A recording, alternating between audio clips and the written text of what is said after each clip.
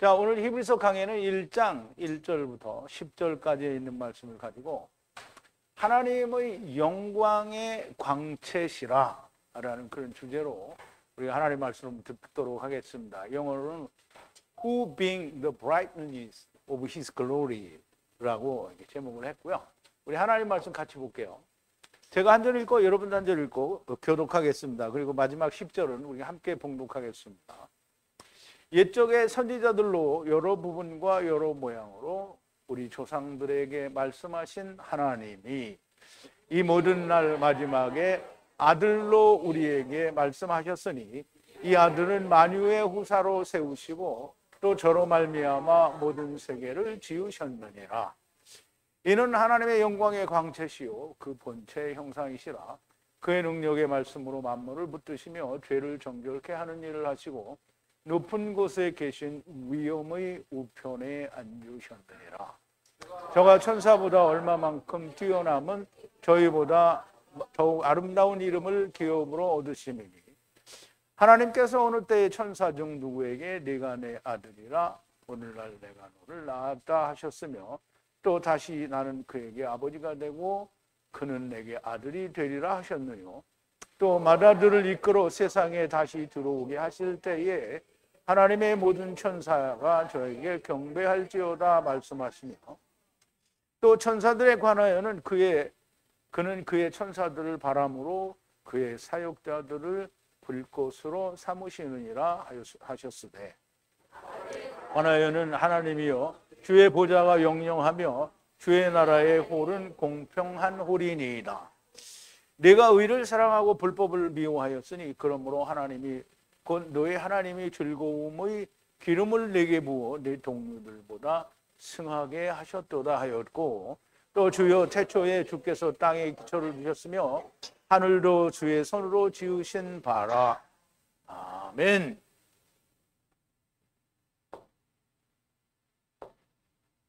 자, 우리 잠깐 기도하겠습니다. 하나님께서 하나님의 나라를 성령과 물로 차단하시고 그 물 가운데에 궁창을 만드시고 또 궁창 위의 물과 아래 물로 나누시고 빛을 주셔서 빛을 어두움과 나누시고 그 궁창 아래의 물을 한 것으로 모으시고 묻이 드러나게 하셔서 그 하늘에는 새들이 그리고 물속에는 물고기들이 그리고 땅 위에는 모든 씨 맺는 열매 맺는 채소와 나무들 그리고 짐승들과 사람들을 지으심으로 세상을 하나님께서 기초를 놓으셨습니다.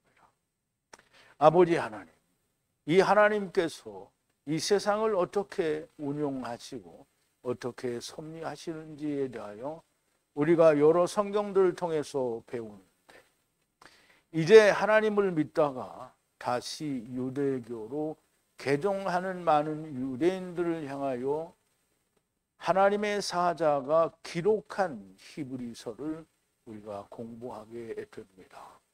하나님, 언제든지 저희들이 하나님의 말씀을 공부할 때에 하나님의 성령께서 저희들에게 함께하여 주셨음을 믿습니다. 오늘 이 히브리서를 공부할 때에도 하나님께서 친히 성령으로 감동하여 주셔서 하나님의 말씀 가운데 숨겨진 진리들이 우리에게 밝히 드러나게 하시고 감동과 은혜와 기쁨과 생명이 넘쳐나는 시간들로 채워주시옵소서. 예수님의 이름으로 기도하옵나이다. 아멘. 자, 히브리서는 아까도 말씀드린 것처럼 굉장히 어렵다고 생각을 했었는데요. 이제 막상 이렇게 풀어보니까 그렇게 생각했던 것만큼 두렵고 떨리게 어려운 건 아니라고 생각이 됩니다. 우선 1장 1절부터 10절까지에 있는 말씀을 가지고 하나님의 영광의 광채시라 라는 그런 주제인데요. 예수 그리스도께서 하나님의 영광의 광채시라는 그런 말씀이 됩니다.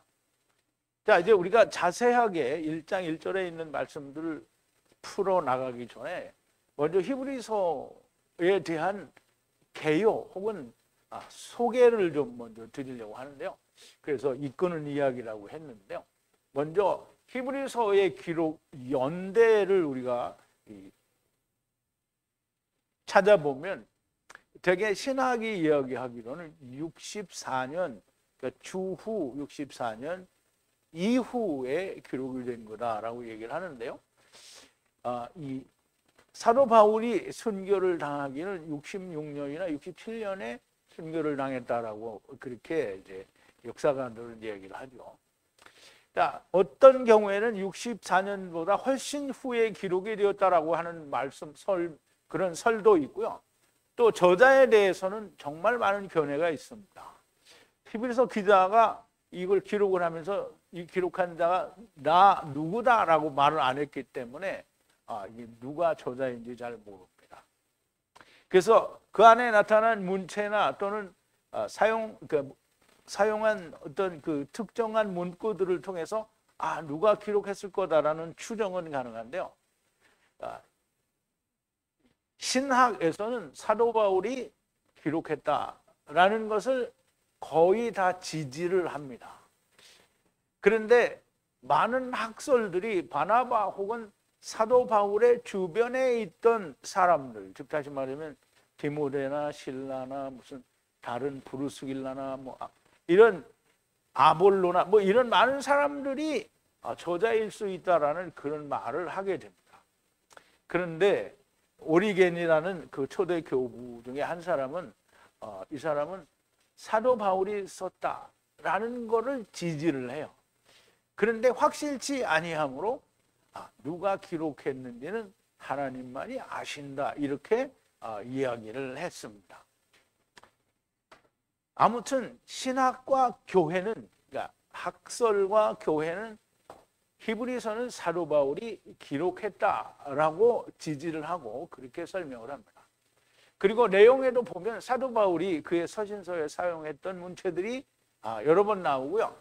디모데에 관한 말씀도 나오고, 물론 디모데에 관한 얘기는 사도 바울이 아닌 다른 사람이 디모데를 만났어도 이야기할 수는 있기 때문에 이제 그게 결정적인 증거는 되지 못하고요. 그리고 마지막 인사도 사도 바울의 마지막 인사와 매우 흡사하기 때문에 사도 바울이 저자라고 하는 사람들이 굉장히 많습니다.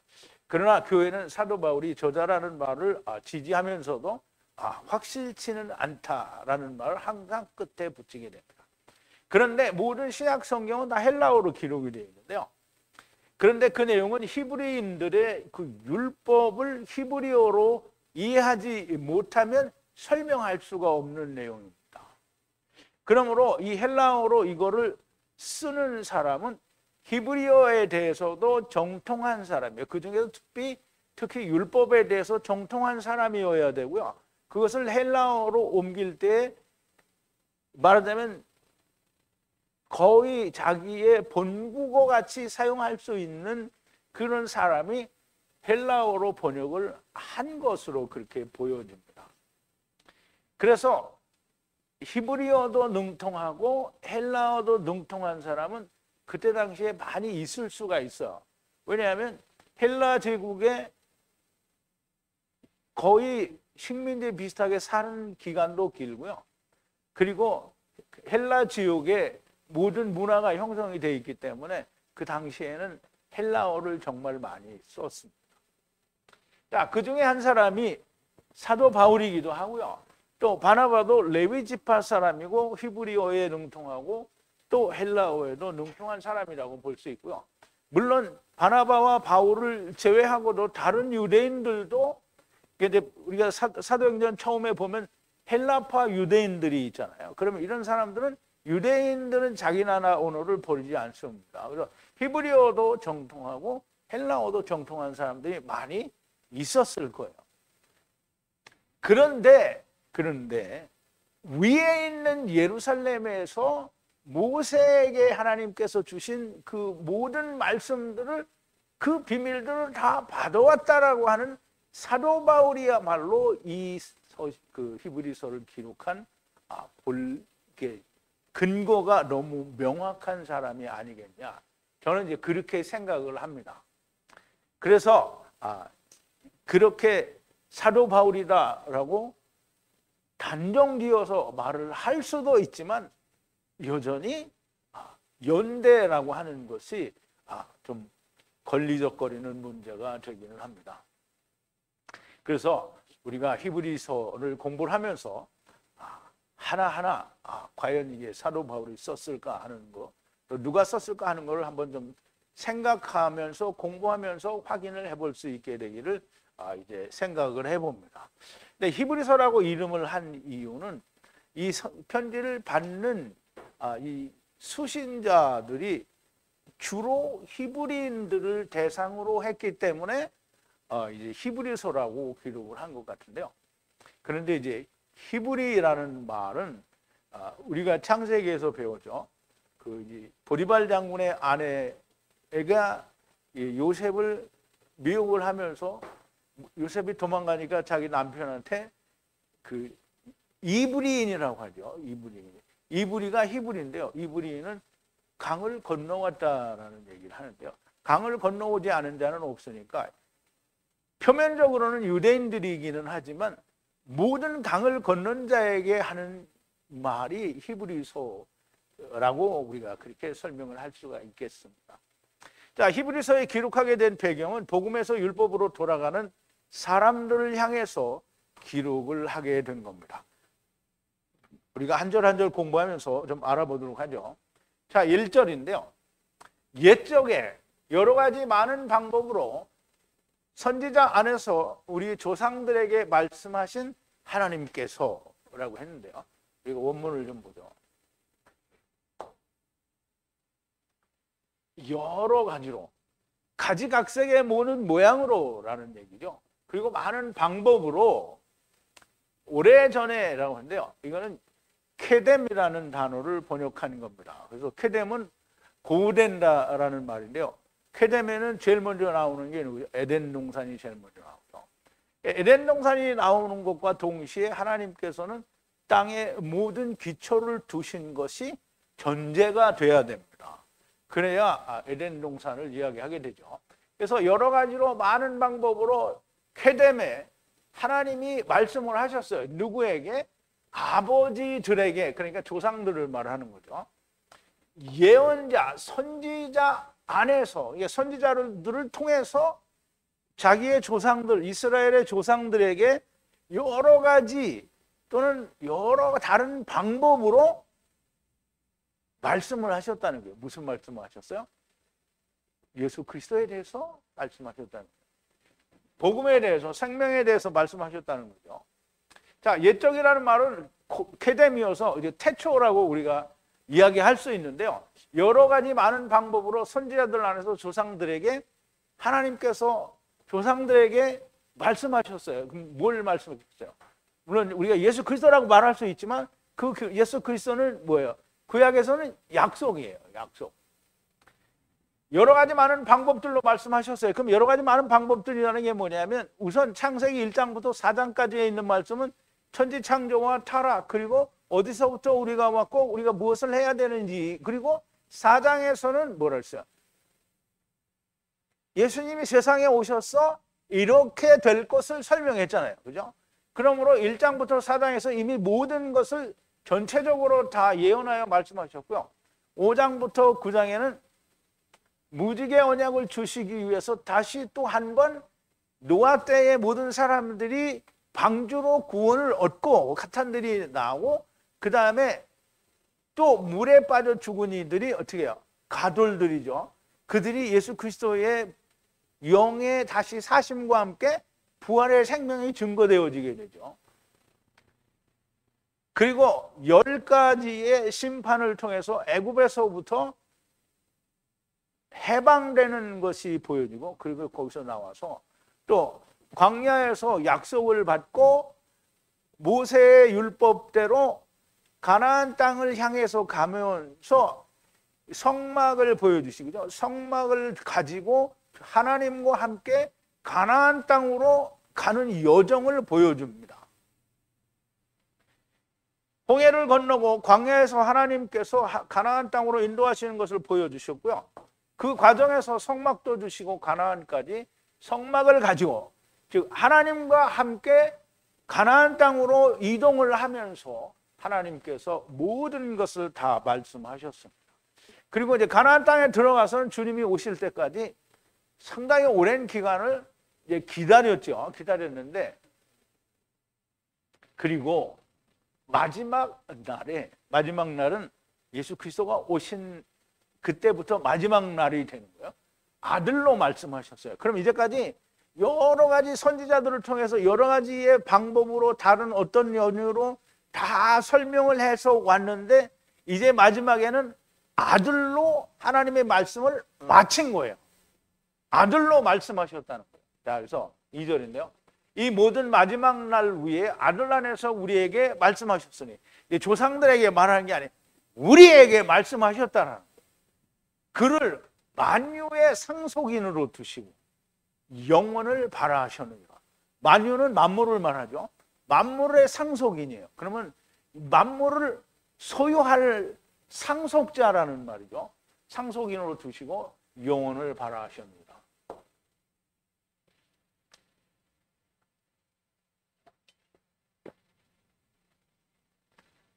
근데 이제 우리말 성경에는 이게 2절 앞에 이 모든 날 마지막에가 이제 번역에는 없어요. 근데 이게 어디에 붙었냐면 1절에 붙었어요. 그리고 그러니까 2절에는 이 아들의 만유로 후사로 세우시고 저로 말미암아 모든 세계를 지으시는, 이것만 되어 있어요. 이게 원문은 다 1절에 가서 붙어 있어요. 그래서 이게 잘라가지고 띄워와서 2절을 다 묶어놓은 거예요, 제가. 그래서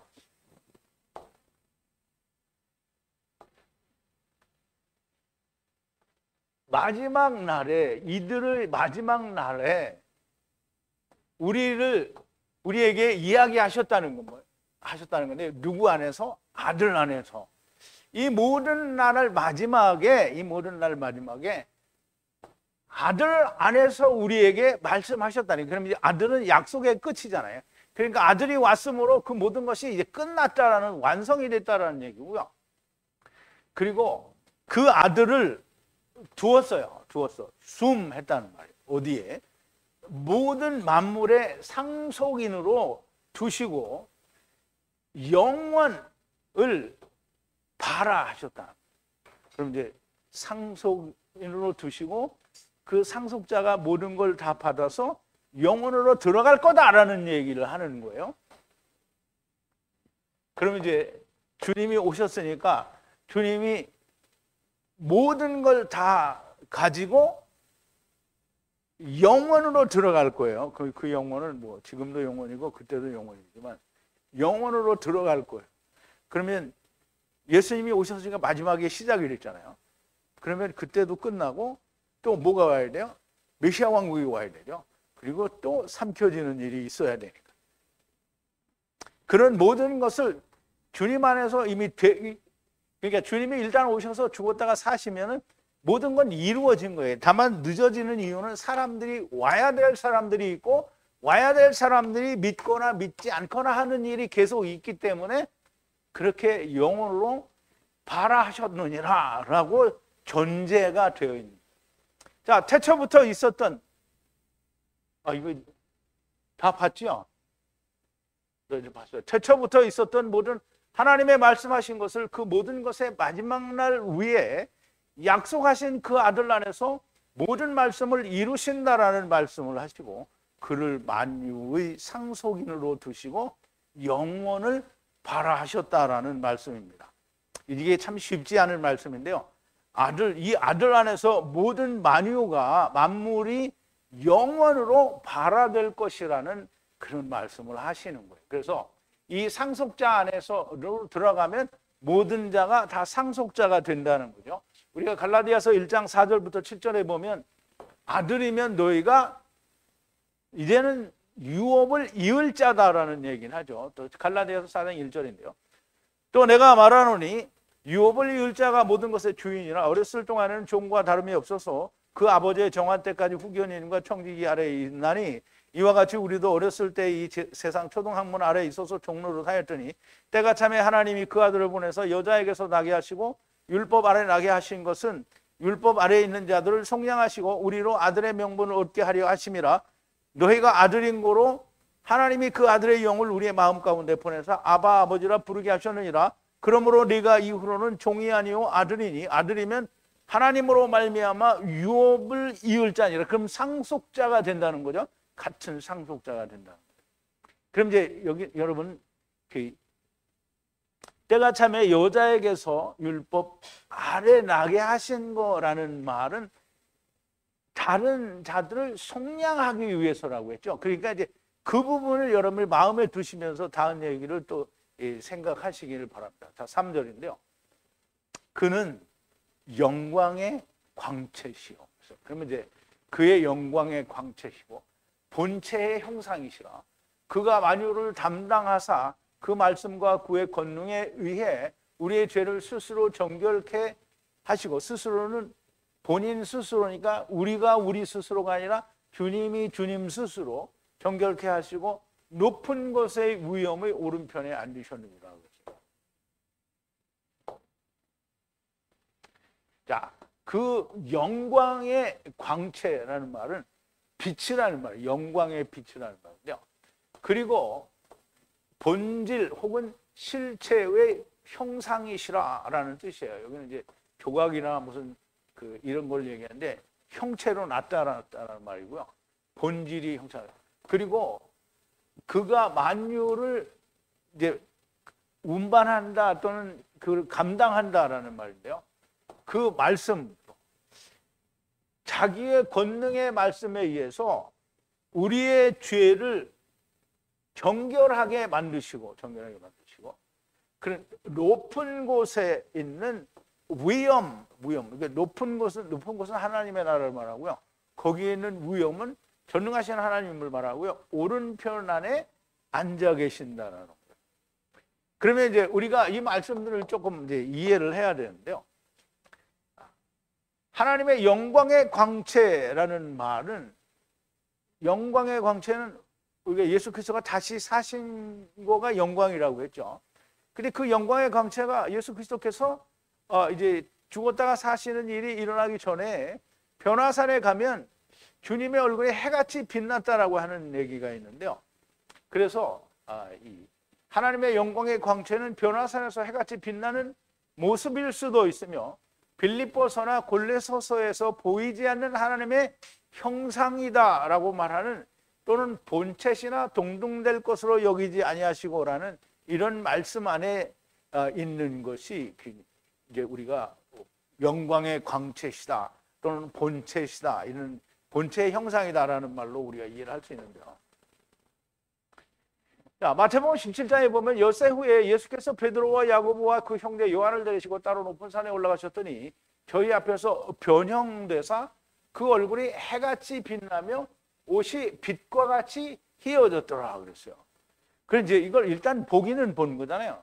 그런데 이제 그게 말하자면 이렇게 빛나는 게 광채가 아니겠느냐. 또 이제 골로새서 1장에 보면 이런 말이 있는데요. 그가 우리를 흑암의 권세에서 건져내서 그의 사랑의 아들의 나라로 옮기셨으니 그 아들 안에서 우리가 구속, 곧 죄사함을 얻었도다. 그는 보이지 않느냐 하시는 하나님의 형상이요 모든 창조물보다 먼저 나신다니 만물이 그에게 창조되되 하늘과 땅에서 보이는 것들과 보이지 않는 것들과 혹은 보좌들이나 주관들이나 정사들이나 권세들이나 만물이 다 그로 말미암고 그를 위하여 창조되었고 또한 그가 만물보다 먼저 계시고 만물이 그 안에 함께 섰느니라. 그는 몸인 교회의 머리라. 그가 근본이요 죽은 자들 가운데서 먼저 나신 자니 이는 친히 만물의 으뜸이 되려 하심이라 그랬어요. 그러면 이게 우리가 100% 이해할 수는 없으나 영광의 광채시라는 말은 우리가 변화산에서 나타난 주님의 모습이라고 생각할 수도 있고요. 그리고 본래 본체의 형상이다라는 말은 골로새서에서 이야기한 하나님은 근본 그 본체시나 동등될 것으로 여기지 아니셨다든가 혹은 보이지 않는 하나님이 나타나셨다든가라는 것으로 우리가 그렇게 생각할 수 있는 것으로 보여지죠. 자, 아들이신 그분이 만물을 담당하시는데, 만물을 감당한다라는 말은 운반한다라는 뜻을 함께 가지고 있어서, 이제 우리가 무거운 짐을 지고 성막, 성소들 이런 거를 옮기는 것처럼 예수님께서 자기가 이미 이루신 모든, 아직 세상에 오진 많은 사람들 것도 이미 이루신 거잖아요. 그들은 다 이미 이루었는데 자기들이 믿느냐 믿지 않느냐가 달려있는 거죠. 그래서 그렇게 담당하시고, 즉 다시 말하면 죽는 날까지, 맨 마지막까지 믿지 않으면 어떻게 해요? 다 강제로 데려가니까 담당하시는 거죠. 그의 말씀과 그의 권능에 의해서 우리의 죄를 그가 정결케 만드시고, 그는 지금 하늘에 하느님의 보좌 우편에 앉아 계신다라는 그런 뜻이 됩니다. 그래서 사도행전 7장에 보면 스데반 집사가 돌에 맞아 죽기 전에 하늘이 열리고 하나님의 보좌 우편에 예수 그리스도께서 앉아 계신 것을 보는도다, 이렇게 얘기를 하죠. 그래서 아마 이게 그런 모습이 아니겠느냐라고 우리가 생각할 수 있겠죠. 근데 이제 굉장히 중요한 얘기가 이제 4절부터 나오는데요. 그 천사들보다 매우 많이 뛰어나게 하야한 것은 그들과 함께 참 형상으로 상속하는 이름을 주셨기 때문이다 라고 얘기하는데요.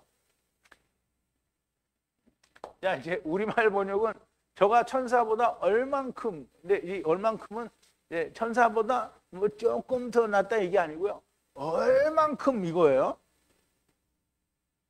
저가 천사보다 매우 보다 나은 존재로 하야한 것은, 기노마이는 하야했다는 뜻이고요. 상속하는 이름, 그들과 함께 우수한이라고 하는데, 우수하다라는 말은 그냥 이것만 가지고 해석하기가 많이 어려워요. 그런데 이 우수하다라는 말은 히브리서 나중에 나오면 이제 설명이 되는데요. 그림자보다 우수한, 즉 그림자에 비하여 참것인 것을 우수하다 또는 뛰어나다라는 말로 이해를 하는 거예요. 그래서 그림자에 비하여 우수하다는 거고요. 그림자에서 참형상으로 자기 혼자 가는 게 아니죠.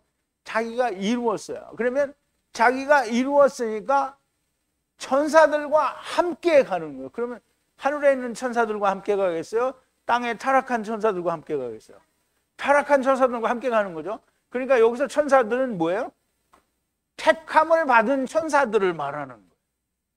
그러면 이제 물론 택함을 받지 않은 천사는 순서에 따라서 가는 거죠. 자, 그래서 천사들보다 얼만큼 뛰어남은 그 천사들과 함께 상속하는, 함께죠. 함께 상속하는 이름을 그에게 주셨다는 거예요. 그래서 예수 그리스도 안에서 하나님의 나라를 우리가 소유한다는 거죠. 그래서 조금 전에 우리 갈라디아서를 했잖아요. 그러면 하나님의 아들이 여자에게서 나시고 율법 아래 나신 것은 율법 아래에 있는 자들을 속량하기 위해서니까, 그들과 함께 상속하기 위해서 보다 나은 이름을 그에게 줬다는 거예요. 그러니까 여기 천사들은 너무나 명백하게 하늘에 있는 천사들이 아니라는 거예요.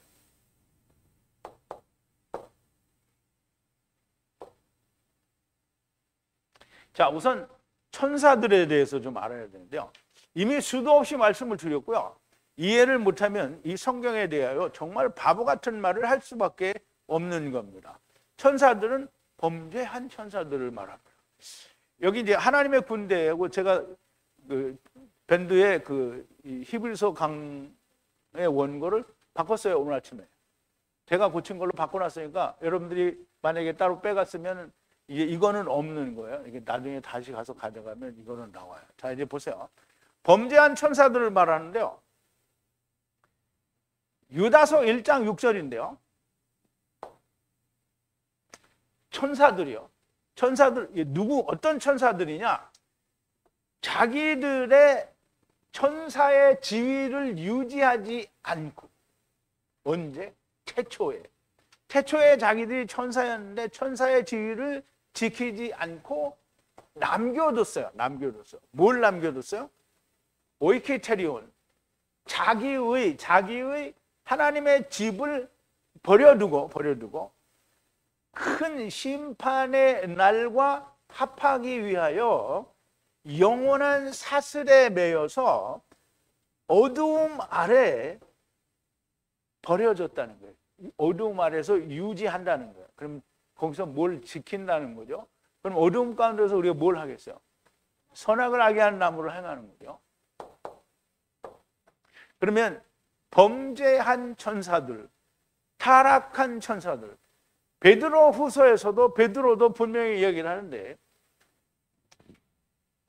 하나님이 범죄한 천사들, 그러면 하늘에 있는 천사들이 하나님, 나는 하나님 대적할 거예요. 그리고 자기가 마음대로 대적해서 내려올 수 있어요, 없어요?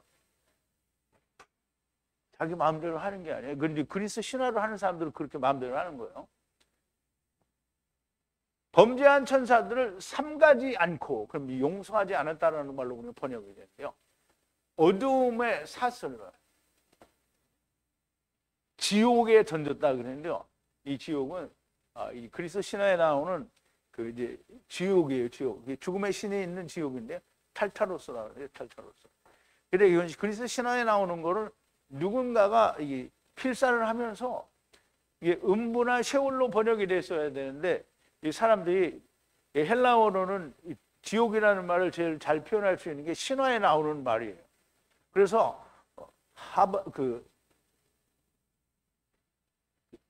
지옥을 뭐라 그러죠? 그 다른 말로? 예? 게헨나 말고 그 하데스라고 하거나 탈타로스로 하는 건데요. 이 범죄한 천사들이 어디에 왔어요? 이 세상에 왔잖아요. 이 세상. 그러니까 이 탈타로스는 세상 감옥을 말하는 거예요. 세상 감옥에 왔어요.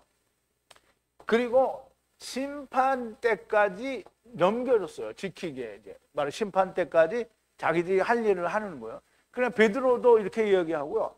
그 다음에 유다서도 범죄한 천사들에 대해서 이야기하는 거예요. 그러면 성경은 하나님 나라의 천사들에 관한 얘기가 아니고요. 하나님의 나라를 하나님과 함께 떠난 범죄한 천사들의 이야기가 성경인 거예요. 그러니까 하나님이 하늘에 있는 천사들이다 있다고 소리를 하면은 신화를 좋아하는 사람들이나 그런 얘기 하는 거예요.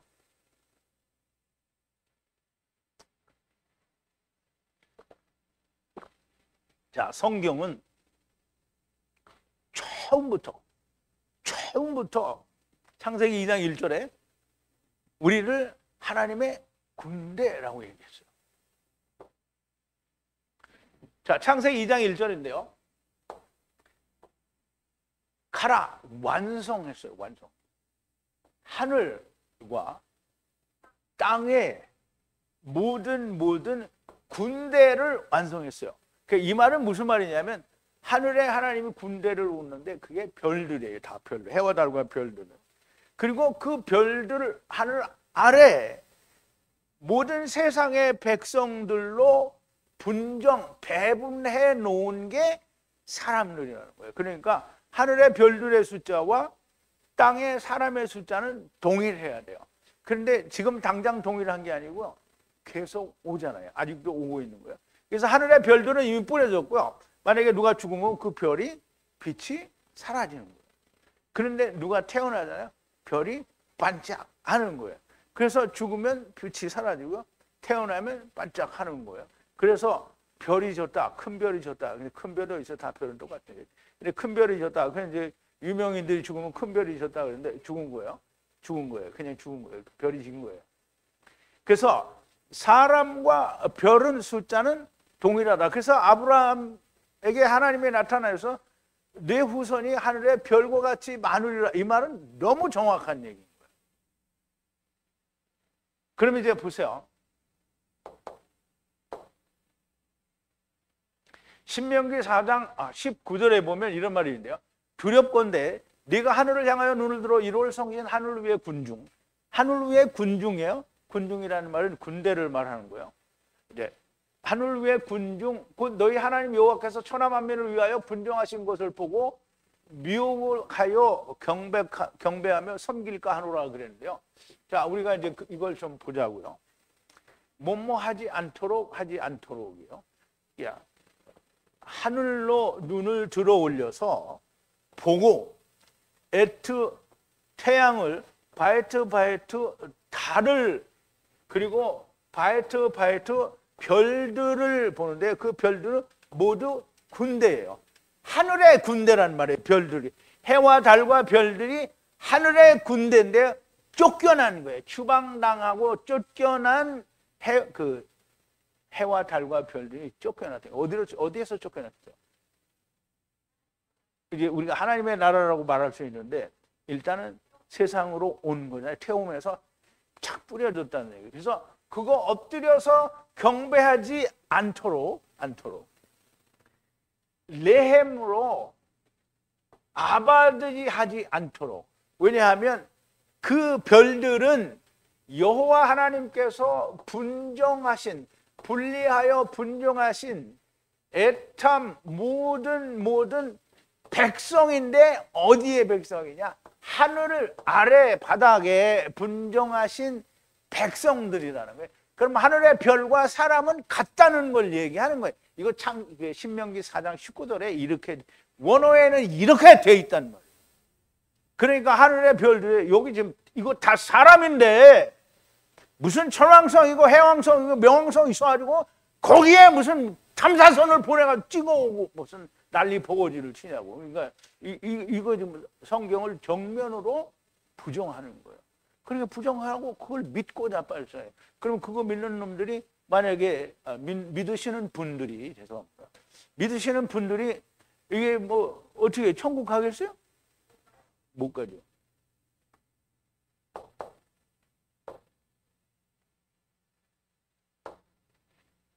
그렇게 하늘의 군대라고 말씀하시고 그래서 주님이 친히 말씀하시는 거예요.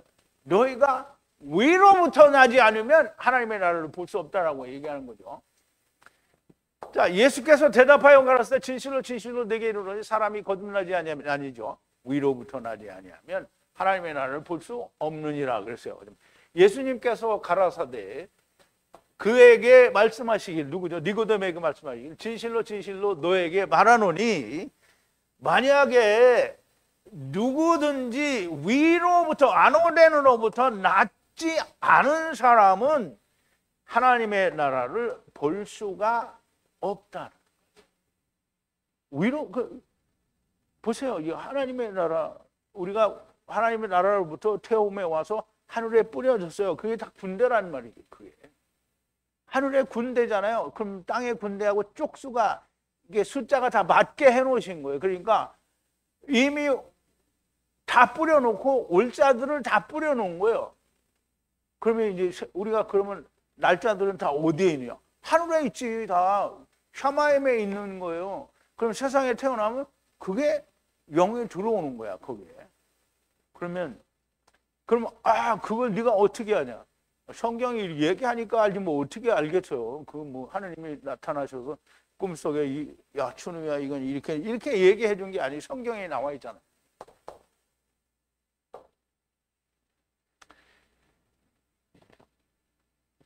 이게 하나님의 나라를 볼 수 없다라고 하시고 위로부터 나타나는 것은 우리가 천사라는 것이고 다시 천사의 위치로 돌아가야 한다라고 하는 그것을 말하는 것이 택함을 받은 천사라고 하는 거예요. 그 택함을 받은 천사라는 말은 디모데전서 5장 21절에 얘기를 했죠. 우리 얼마 전에 본 건데요.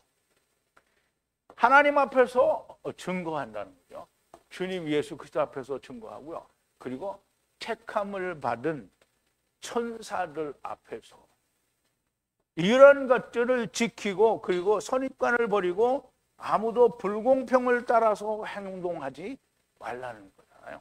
그러면 여기서 택함을 받은 천사. 그럼 범죄한 천사들 중에 하나님께서 부르신 범죄한 천사들은 많으나 하나님께서 택하신 천사는 적다는 얘기잖아요. 범죄한 천사들을 말하는 거예요. 범죄한 천사는 하늘에서 어떤 천사가 나 하나님의 나라를 너무 지루하니까 세상에 가서 재미 좀 봐야 되겠어. 하나님 몰래 나가야지. 그리고 손오공처럼 하나님 나라에서 옥황상제가 있는 나라에서 슉 하고 군두운 타고 내려온 게 아니란 말이에요.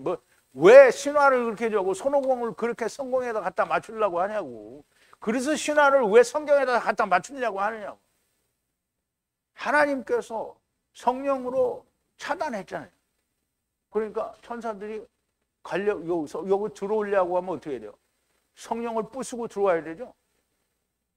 근데 하나님은 그거를 허락하시냐고. 이미 들어온 거고요. 그러니까 들어왔는데 나가는 것도 마음대로 안 되는 거예요. 그래 들어온 존재들이 누구냐? 하나님의 나라를 떠난 자들이잖아요. 근데 하나님의 나라를 떠난 자는 육신을 갖고 떠난 자도 있고 육신이 없이 떠난 자도 있어요. 그래서 육신이 없이 떠난 자는 마귀와 함께 귀신들이고요. 그리고 육신을 가지고 온 자들은 귀신처럼 구천을 떠돌 수가 없어요. 왜냐하면 육신을 가졌다 죽은 자는 이후 여하를 불문하고 아무런 품이든지 음부든지 가야만 되는 거예요. 그러니까 구천을 떠돌가 이제 엊그제 이제 우리 어머님 집에 갔었는데 우리 조카가 교통사고가 났는데 이 다행히 크게 안 다쳤어. 그랬더니 하는 말이 얼마 전에 아버지가 이제 형님이 돌아가시거든. 아버지가 나를 지켜준 것 같다. 그러면 이제 아버지는 어떻게 음부에 가 있어야 되는데 구천을 떠들고 있으면 귀신인 거잖아요. 그러니까 말이 안 되는 얘기를 하는 거예요. 그 성경을 모르니까 그런 말을 할 수 있는. 자 이제 보세요.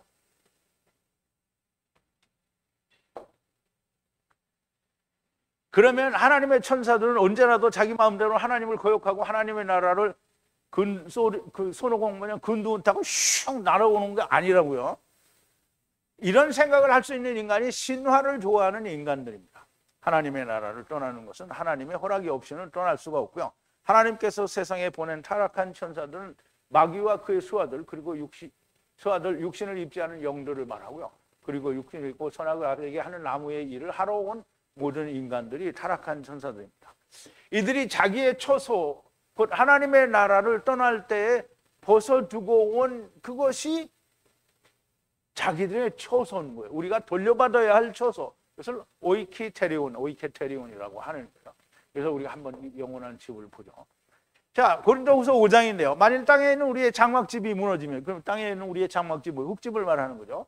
흙집이 무너지면 하나님께서 지으신 집, 그 손으로 지은 것이 아니요 하늘에 있는 영원한 집이 우리에게 있는 줄 아느니, 그 하늘에 있는 영원한 집이 뭐냐면, 과연 우리가 여기서 탄식하며 하늘로부터 오는 우리 처소로 덧입기를 간절히 사모하느니 이렇게 입으면 벗는 자들로 발견되지 않으리 함이라.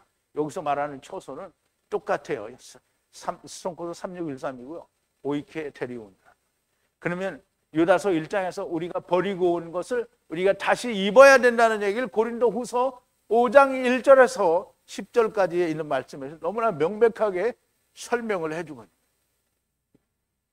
이 장막에 있는 우리가 짐진 것 같이 탄식하는 것은 벗고자 함이 아니요 오직 덧입고자 함이 죽을 것이 생명에게 삼킨 바 되게 하려 함이라.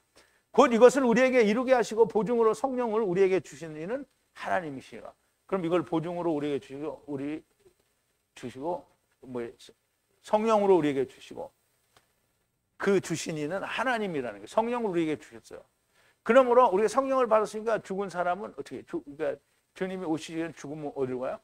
아브라함 품으로 가는 거죠. 자, 아들은 천사들보다 매우 뛰어나게 하여 하신 것은 그 천사들과 함께 그림자에서 참 형상으로 상속받게 하는 이름을 받으셨기 때문에 훨씬 더 뛰어난 것이지, 하늘에 있는 예수님이 하늘에 있는 천사들보다 얼만큼 뛰어나다, 이거는 그럼 하나님의 천사들과 예수님과는 큰 차이가 없다는 얘기예요. 자, 5절인데요. 어느 때에 천사들에게 너는 나의 아들이라고 말씀하셨으며 내가 오늘 너를 낳았다라고 하셨는가. 그리고 다시 나는 그의 아버지가 될 것이고 그는 나에게 아들이 될 것이라고 하였는가. 그럼 이제 보세요.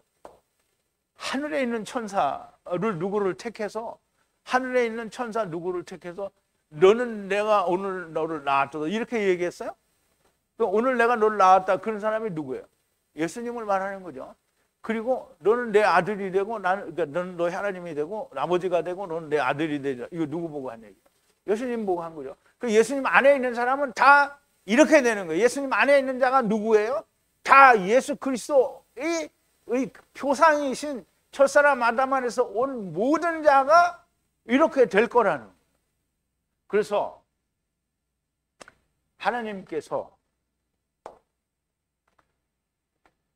누구에게 어떤 때에 천사들 중에 누구에게 나의 아들이라, 너는 나의 아들이라, 내가 오늘 너를 낳았도다, 너를 낳았도다, 이렇게 한 적이 누구에게 했냐, 이거 천사 중에.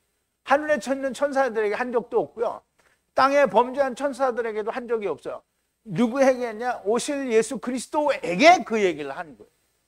그리고 다시 내가 너의 아버지가 될 것이고, 그리고 너는 나의 아들이 될 것이다 라는 얘기를 성경에 하셨다는 거예요. 누구에게 그걸 했겠느냐.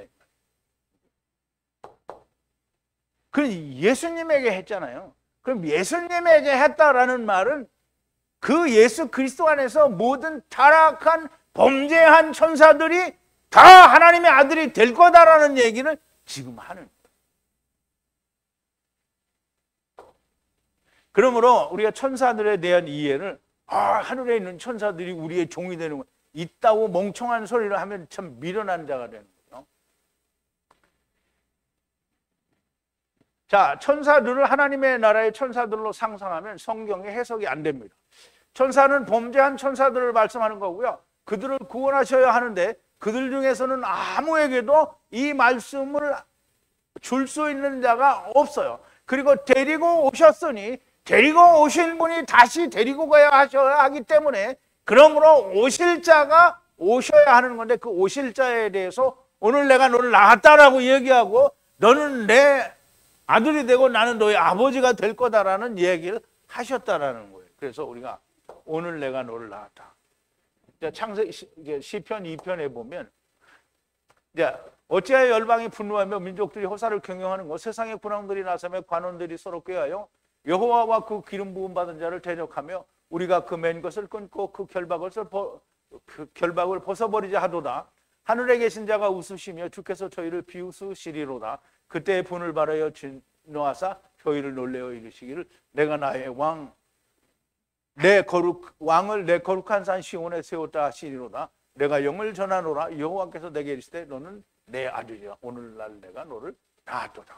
그러면 나의 왕, 거룩한 산 시온에 세울 그 왕에 대해서 얘기하는 거잖아요. 그럼 그 왕은 범죄한 천사들 중에 누구가 되는 거예요? 아니면 첫사람 아담 안에서 온 모든 사람을 다시 오실 그 표상의 참 형상인 예수 그리스도에 대해서 이야기하는 게 너무나 맞는 얘기가 아니냐 이 말이에요. 그런데 이 아들에 대해서 사무엘하 7장에서 이렇게 내 수완이 차서 내 조상들과 함께 잘 때 내가 네 몸에서 날 자식을 내 뒤에 세워 그 나라를 견고케 하리라. 저는 내 이름을 위하여 집을 건축할 것이요 나는 그 나라를 영원히 견고케 하리라. 나는 그 아비가 되고 그는 내 아들이 되리니 저가 만일 죄를 범하면 내가 사람 막대기와 인생 채찍으로 징계하려니와 내가 네 앞에서 패한 사울에게서 내 은총을 빼앗은 것 같이 그에게서는 빼앗지 아니하리라. 내 집과 내 나라가 내 앞에서 영원히 보존되고 내 위가 영원히 견고하리라. 이 다윗에 대해서 얘기를 하는 거잖아요.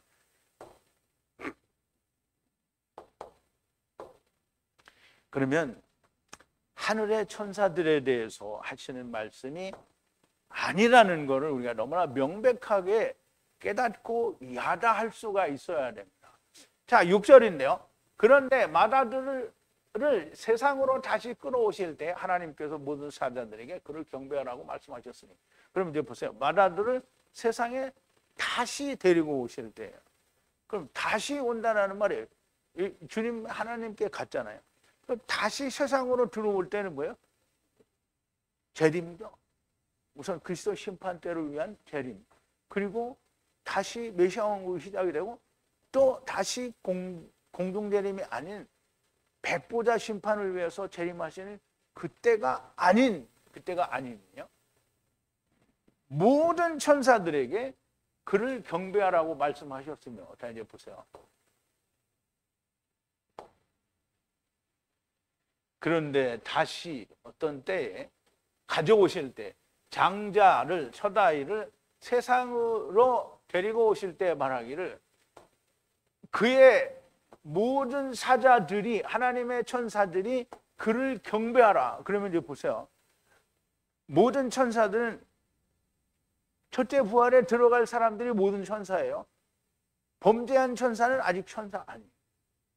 범죄한 천사는 아닌 거예요. 그러면 이제 모든 천사들은 경배해야 할 천사들을 말하는데, 경배해야 할 천사는 세마포를 입고 백마를 타고 같이 온 천사들과, 그리고 그 천사들이 함께 불러서 변화되어야 할 휴거당하는 모든 자, 그리고 7년 환란 때 살아남은,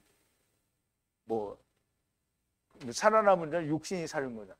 근데 육신이 살은 자가 부활의 몸을 입으려면 어떻게 다시 살아요. 그래서 계시록에서 얘기할 때 이들이 살아서라고 얘기를 하는 거예요. 살아서 천사의 몸을 입어야 그래 첫째 부활이 되는 거죠. 그러면 이 천사들이 어떻게 해요? 하나님의 아들 되는 예수 그리스도를 어떻게 다 경배한다라는 말에 그렇게 하라고 했다는 말이에요.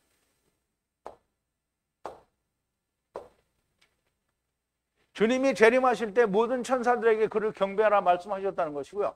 주님이 재림하실 때 만물이 다 그 발 앞에 엎드리게 될 거고요. 물론 천사가 되지 못한 자들도 다 꿇어 엎드려 경배하게 되는 거죠. 자, 7절인데요. 또 천사들에 관하여는 그의 성령의 사자들로 만들 것이라 말씀하시고 그의 불의 불꽃의 사역자로 삼으시느니라. 자, 이제 여러분 이게 잘 진짜 이해를 해야 됩니다. 또 천사들에 관하여는 그는 천사들을 바람으로 그의 사역자들을 불꽃으로 삼으시니라. 그래서 이제 천사들이 이게 하늘에 있는 천사들을 불러다가 이렇게 쓰는 줄 알고 있는 거예요. 근데 이제 우리가 한번 보자고요.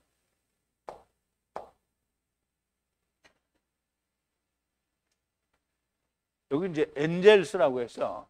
엔젤스는 천사들, 사자들일 수도 있고 천사들일 수도 있고. 그래서 그럼 천사들에 관하여는 말씀하셨어요. 만든다라고 말씀하셨어요. 사자들로 만들라고. 그의 성령의 사자들이에요. 성령의 천사라는 거예요. 성령의 천사들로, 성령의 사역자들로 삼는다는 거예요. 그리고 그의 예수 그리스도의 성령의 불의 불꽃의 사역자로 삼는다는 거예요. 그럼 이제 보세요. 성령의 불의 불꽃. 불의 불꽃은 어디 있어요? 음부에 있죠. 음부에서 부자에게 뭐라 했어? 불의 불꽃으로 다스리는 거예요. 거기서 그 불의 불꽃으로 야 이게 불타는 지옥이니까 거기서 그냥 막 지지고 볶고 그냥 지지고 뭐 살이 있지도 않은데 어떻게 타? 이제 그렇게 음부에 대해서 나왔잖아요. 근데 음부에 가서 하려면 자기가 성령이어야 되는 거잖아요. 근데 여기는 성령의 사역자로 쓴다고 했잖아요. 그러니까 뭐예요? 음부에서 하는 게 아닌 거예요. 음부에서 안 하려면 어디서 이거 해야 돼요? 메시아 왕국에서 하는 거예요. 메시아 왕국에서 그의 성령의 불의 불꽃 사역자로 그의 사자들을 성령의 사자들로 그들을 만들었다고 말씀하셨다. 그러니까 이게 하늘의 천사들 얘기하는 게 아니에요. 타락한 천사들 중에 하나님께서 택하셔서 택함을 받은 천사, 예수님이 사두개인들에게 말씀하신 대로 부활 때에는 하늘에 있는 천사들과 같다. 그러니까 부활했잖아요. 하늘의 천사잖아요. 이들이 성령의 사역자로 불의 불꽃을 가진 자로 메시아 왕국에서 가르친다, 다스린다. 자기가 되게 하고 싶은 거예요. 우리가.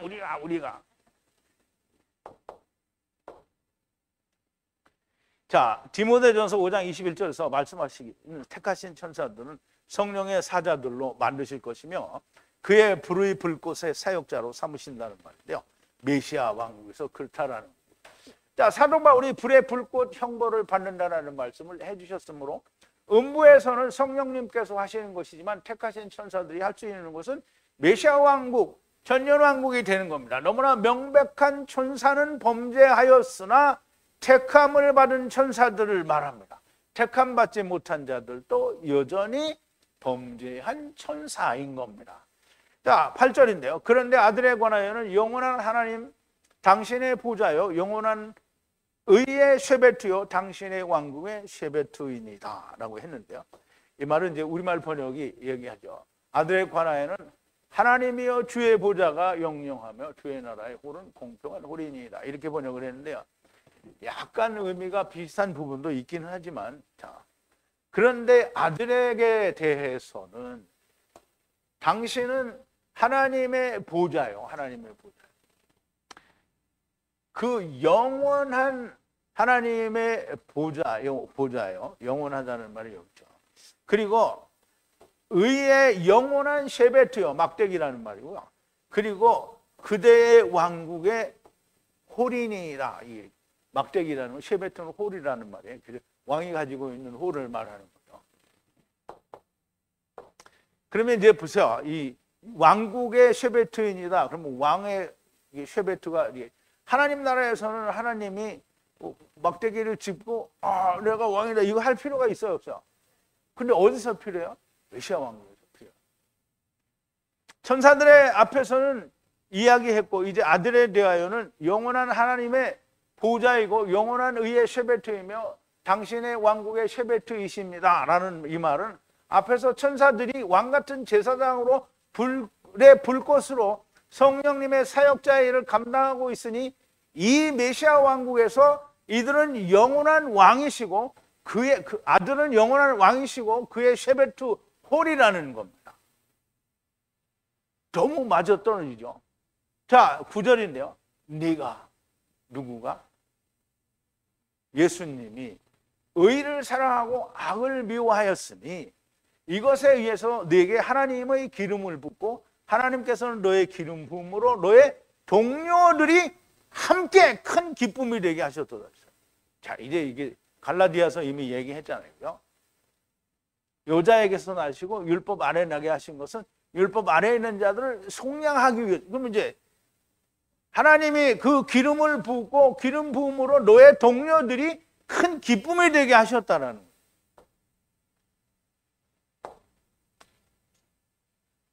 자, 네가 의를 사랑하고 그리고 죄를 미워했다는 거예요. 그러면 이제 예수님 안에 들어가려면 의를 사랑하고 죄를 미워해야 되는 거예요. 이것에 의해서 네가 기름 부음을 받았고 너에게 하나님의 기름이 부어졌고 그리고 그대의 기름 부음에 너의 동료들이 함께 큰 기쁨이 된다는 거예요. 근데 하나님이 즐거움의 기름을 내게 뭐 내 동료들보다 승하게 하셨도다 이런 말은 없어요. 네 동료들이 너와 함께 긴 기쁨을 얻게 된다는 거예요. 그리고 우리가 다 그리스도 안에 들어있으니까 어떻게 해요? 큰 기쁨이죠, 우리가. 근데 세상에 기쁜 사람이 있어요. 하나님의 아들이 시민권이고 하나님의 아들이야. 그런데 돈이 너무 좋아. 이런 사람들 정말 많아요. 얼마나 많을까요? 이 세상에 거의 모든 사람이 다 예수 믿는다는 사람이 다 그러니까. 죄악을 미워하고 의를 사랑하는 것이 하나님께서 기름 부으신 이유입니다. 오늘 우리가 주님의 기름 부음에 참여하는 자가 되려고 하면 죄를 미워하고 의를 사랑하면 되는 거예요. 그런데 그러기 위해서는 죄가 뭐가 죄인지를 알아야 돼요. 그리고 의가 무엇이 의인 줄을 알아야 돼요. 그래서 예수님이 요한복음 16장에서 얘기했죠. 내가 가는 것이 너희에게 더 유익이라. 내가 가면 성령을 너희에게로 보내는데 성령이 오시면 뭐라 그랬어요? 세상을 책망하시리라. 죄에 대하여 의에 대하여 심판에 대하여 책망한다고 했어요. 죄에 대하여 어떻게? 너는 나를 믿지 않는 것이 죄다. 이거 책망한다는 거예요. 의에 대하여는 뭐 내가 아버지께로 가니 너희가 나를 볼 수 없습니다. 세상에 이미 심판을 받은 거다. 그러니까 이게 죄가 뭔지 이제 죄가 뭔지 알아야 돼요. 세상을 떠난 거를 죄라는 걸 알고 예수 아까 이제 우리 민수기에서 배웠잖아요. 속죄제를 드리는데 그 위에 5제를 얹어서 주는 거예요. 본주에게 주라는 거예요. 죄의 근원에 주는 거예요. 그러면 우리가 이거 죄의 근원에 대해서 주는 거잖아요. 예수 그리스도와 함께 우리가 죽은 거예요. 그러면 우리가 의롭게 되는데요. 주님이 하나님 앞에 가서 이 일이 다 완성됐다라고 보여주는 거죠. 하나님께. 그럼 하나님이 그걸 받으세요. 그러면 다 받으시면 끝난 거죠. 다만 결과가 이제 오는 놈들이 믿냐 안 믿느냐. 아니 오시는 분들이 믿냐 안 믿느냐. 그럼 죄가 무엇인지 의가 무엇인지를 정확하게 알아야만 됩니다. 자기의 행위로는 의롭게 될 수 없는 오직 죄를 떠나 하나님의 의에 이르기 위해서는 주님과 함께 죽고 함께 사는 것 외에는 존재하지 않습니다. 그렇게 되면 주님의 동료 친구로 함께 기뻐하게 되는 겁니다. 동료라는 말은 함께 참여하는 자를 말합니다. 자, 이제 10절인데요. 마지막 10절입니다. 그리고 태초에 주여 당신께서 땅에 기초를 두셨으며 하늘이 있는 것이고 땅에 기초를 두신 것은 당신의 손의 일이십니다. 라고 이제 기록을 하는데요. 이게 정말 아주 중요한 얘기입니다. 자, 히브리서 1장 10절인데요. 태초에 주님 당신을 따라서 땅에 기초를 두셨는데요. 당신의 손으로 그 일을 기초를 두셨다는 거예요. 그럼 이제 기초를 두셨다는 것을 조금 더 설명을 하고요. 그리고 천국은 그냥 있는 거예요. 천국은 샤마임이죠. 하나님의 나라는 그냥 있고 땅을 하나님께서 발화하셔서 땅은 땅에 있는 밑에 궁창 아래에 드러난 땅이 아니고요. 땅은 태홈을 말합니다. 땅을 기초를 뒀다니. 그러면 토후 보후를 질서 있게 만드셨다라는 얘기를 땅에 기초를 두었다라고 얘기하는 거예요.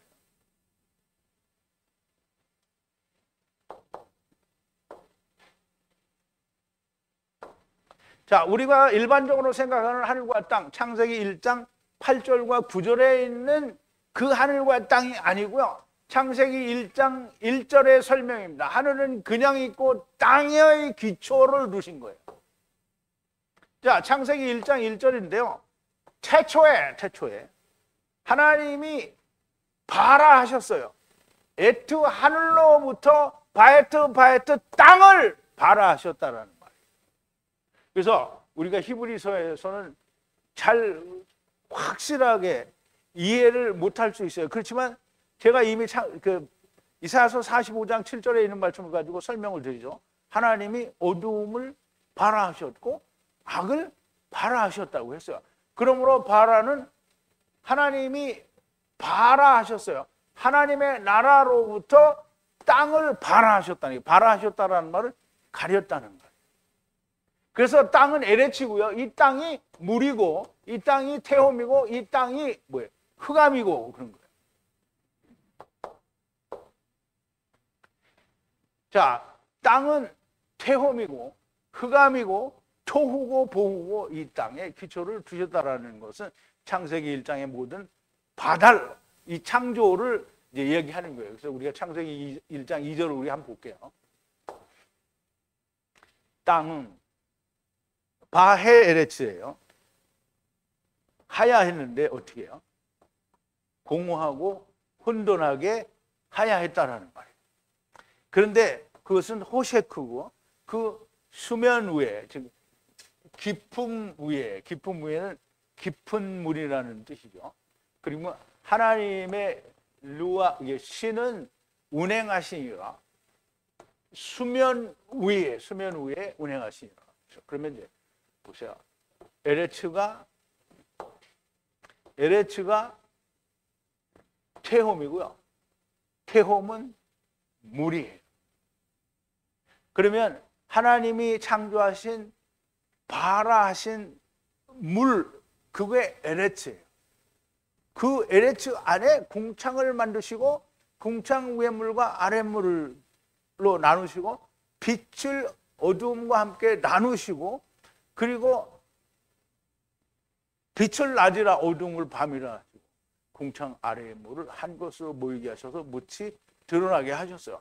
이런 모든 바달, 즉 나누는 것들이 질서라고 하는 건데요. 그거를 기초를 놓았다라고 하는 거예요. 그럼 질서, 반차의 기초를 놓았다라는 말이 되는 겁니다. 그러면 창세기 1장의 모든 바달, 나누심, 이것은 질서 혹은 반차라고 말씀하는 건데요.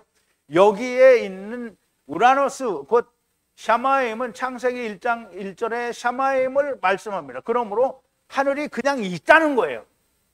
하늘이 그냥 있는데, 즉 하나님의 나라는 본래부터 존재하는 건데 그 하나님의 나라에서 성령으로 차단하셔서 물, 태홈을 만들었다는 거예요.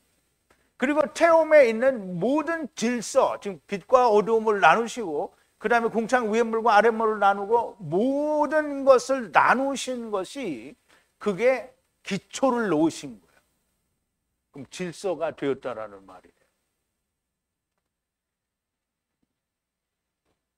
자, 하나님의 나라로부터 에레츠 땅을 발화하셨다라는 것을 히브리서 기자는 이렇게 설명을 한 거예요. 히브리서는 아무래도 위에 있는 예루살렘에 갔다 온 사도 바울이 기록을 한 것으로 보여집니다.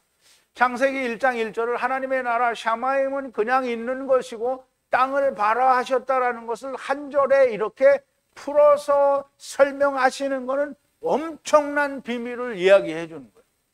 물론 이미 다 설명이 된 거지만 이렇게 말하신 것을 통해서 우리가 전에 배웠던 것이 이거 절대 우리가 잘못 배운 게 아니구나 하는 걸 알 수 있는 거죠.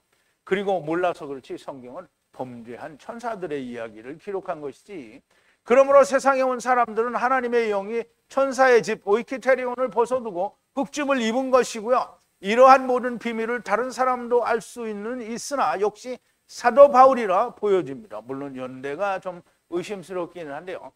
그러나 바울이 쓴 것이라는 심정은 너무나 강렬합니다. 주님은 영광의 강체시고요. 그가 하나님이신데 그분이 흑집을 입고 우리를 데리고 오신 것이고, 또 그가 흙의 사람으로 오셔서 우리를 위해 선악을 하게 하는 나무와 함께 죽고 함께 사는 것을 보여주심으로 우리가 그 길을 갈 수 있도록 하셨으며, 그로 말미암아 우리가 주님의 기쁨에 동참하는 자가 되는 겁니다. 히브리서 너무 깊은 오묘한 말씀의 책입니다. 여러분들도 제가 느끼는 그런 감동과 은혜가 여러분들에게도 넘치시기를 바랍니다. 우리 기도하시겠습니다. 거룩이시며 또 은혜와 사랑과 긍휼이신 우리 아버지 하나님, 감사와 찬송과 영광을 돌립니다. 하나님이 우리를 데리고 오셨으니 하나님이 우리를 데리고 가야 하는 것이 너무나 지당하고 당연한 말씀입니다. 아버지 하나님, 첫사람 아담은 오실 자의 표상이라 하였고 오실 자는 예수 그리스도이니 첫사람 아담이 예수 그리스도의 그림자가 됩니다. 그러면 그 그림자가 데려오셨으니 실체는 데리고 가셔야 되지 않겠습니까? 율법은 장차 오는 좋은 일의 그림자여 참 형상이 아니라 하였고 이 예수 그리스도만이 참 형상이니 우리가 이 예수 그리스도로 말미암아 우리가 상속자가 되는 은혜를 저희에게 주셨습니다.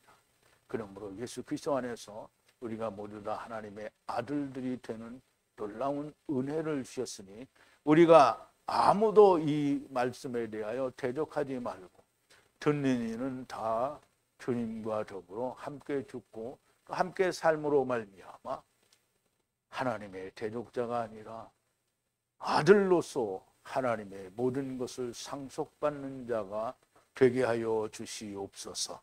예수님의 이름으로 기도하옵나이다. 아멘.